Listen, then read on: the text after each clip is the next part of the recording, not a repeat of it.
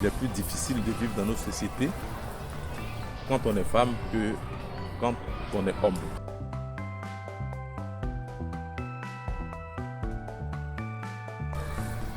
Sur le plan juridique, les textes traitent les citoyens de la même manière. Aucun texte n'autorise la discrimination contre les personnes LGBTQ. Aucun texte. Maintenant, dans la pratique, c'est tout autre chose. Il peut y avoir ici et là des abus, mais les textes, eux, ils sont clairs, aucune discrimination n'est permise.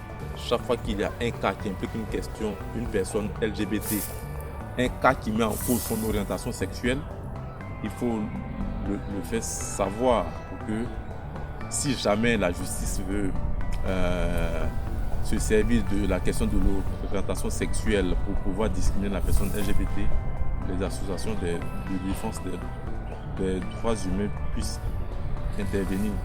Mais ces cas ne nous ont pas été suffisamment rapportés pour que nous puissions conclure que la justice n'est pas digne de confiance. Il est plus difficile de vivre dans nos sociétés quand on est femme que quand on est homme. Quand je joins à cela, au fait d'être femme, d'avoir une orientation sexuelle qui est minoritaire, ça fait un double problème que les personnes LBQ ont à résoudre. Qu'elles arrivent à rendre plus visibles les violences dont elles sont victimes, en commençant par exemple par la documentation.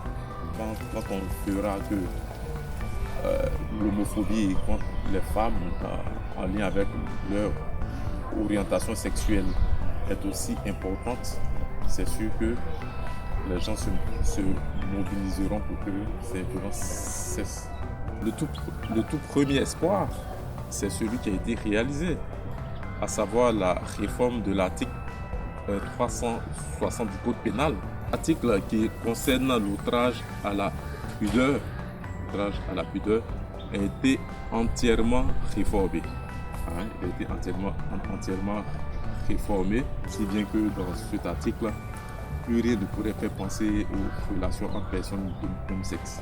C'est-à-dire que cet article punit indistinctement les citoyens sans tenir compte de leur orientation en matière de sexe.